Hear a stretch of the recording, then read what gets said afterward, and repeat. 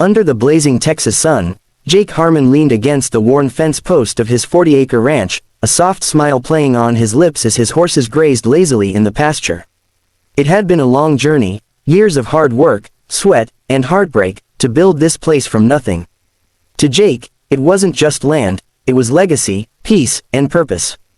The sprawling fields, the distant hum of cicadas, the faint scent of cedar, it was his sanctuary after decades in the corporate world.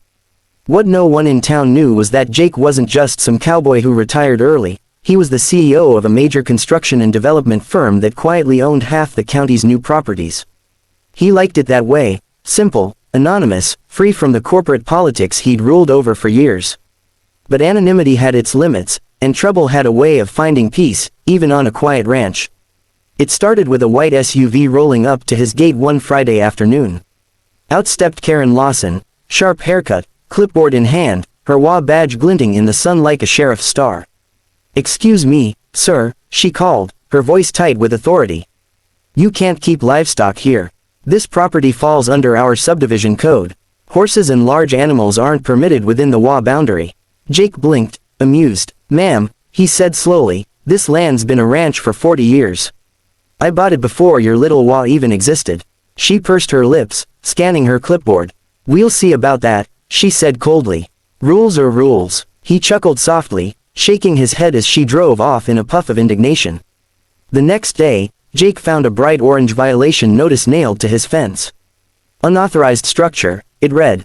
Apparently, his old barn didn't meet aesthetic standards. He tore it down years ago and rebuilt it with his own hands, one beam at a time. The structure wasn't hurting anyone, it was part of the land, part of him. He sighed, deciding to ignore it, but ignoring Karen was like ignoring a wasp, it only made her angrier.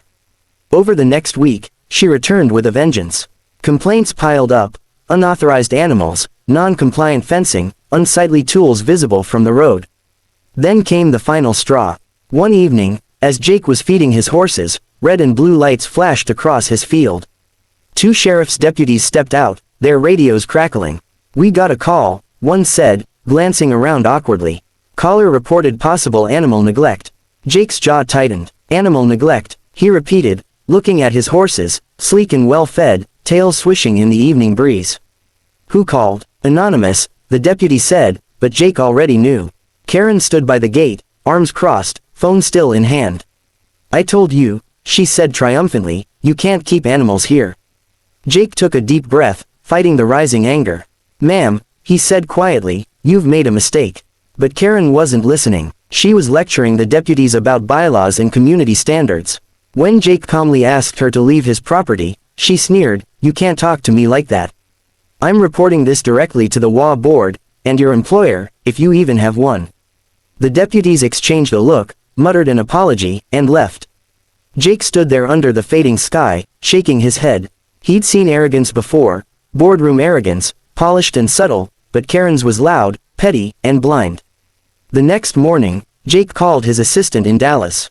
"Amanda," he said, "find out who manages the Ridgeview HOA." Within an hour, she had the answer: Ridgeview Development, a subsidiary of Harmon Group, Jake's own company.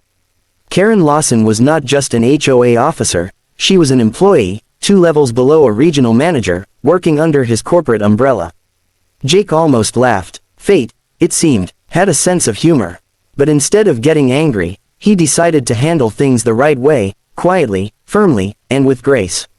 He sent a brief email to the regional director: "Please schedule a meeting with the Ridgeview HOA board for Monday morning. I'll attend personally." Monday came. Jake traded his dusty jeans for a suit and walked into the polished glass conference room of Ridgeview Development. The board members stood as he entered, most recognized him immediately. Karen did not. She was seated near the end, tapping on her phone, muttering something about a stubborn rancher. When she finally looked up, her face went pale. "Mr. Harmon," she stammered. Yes," he said calmly, taking his seat at the head of the table. "Let's talk about community standards." The room fell silent. Jake listened patiently as the board explained their policies, their vision, their commitment to aesthetic unity. He let them finish before speaking softly. "You know," he said, "I built this company to make homes where people could live freely, not fear their neighbors. Somewhere along the line, we lost that. Enforcement replaced empathy. He turned to Karen. Ms. Lawson, I've reviewed your conduct. You called the police on a lawful property owner, harassed a neighbor, and misrepresented the law.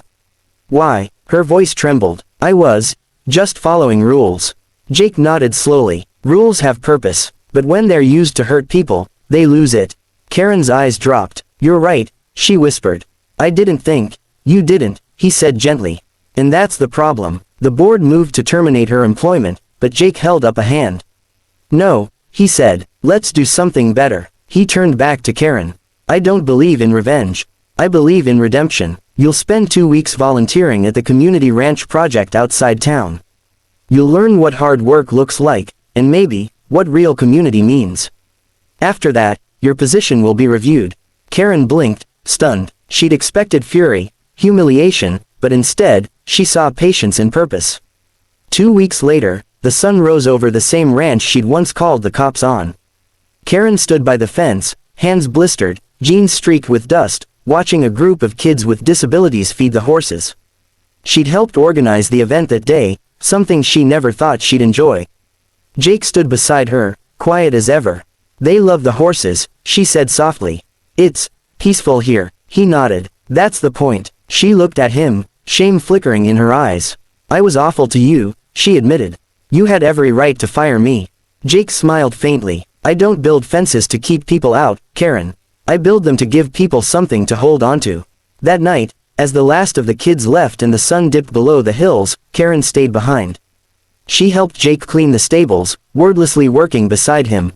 For the first time, she felt the quiet pride he'd spoken of, the pride that came from doing something that mattered. When she finally drove home, she glanced back at the ranch lights glowing faintly in the distance. Something had changed, not just her job, but her heart. Weeks passed. Karen returned to her office, no longer the self-proclaimed enforcer she once was. She started visiting residents instead of citing them, asking what they needed, not what they'd done wrong. Under her new approach, the HOA transformed. Fewer complaints, more cooperation. People started waving when they passed her car instead of glaring. Jake noticed, too. At the next quarterly board meeting, he gave her quiet praise. You've done well, he said simply. Thank you. Months later, at the company's annual dinner, Jake shared the story, not to shame Karen, but to show the power of humility. We live in a world obsessed with control, he told the room, but real leadership begins when we trade authority for understanding. When we see people not as problems, but as potential. Karen sat in the crowd, tears in her eyes. That night, when everyone rose to applaud, she stood too, not for herself, but for the man who taught her that compassion is the highest form of power. Back at the ranch, as the stars shimmered above the endless Texas plains, Jake walked along the fence line, the same spot where it all began. The world had moved on, but his little corner of it remained the same, simple, honest, full of life. A soft breeze carried the faint sound of laughter from the volunteer stables. He smiled, tipping his hat to the night sky. Sometimes, he thought, the best way to change someone isn't to fight them, it's to show them a better way to live. And in that quiet, wide-open place, far from boardrooms and bylaws, the man who once ruled empires found his truest victory, not in power, but in peace.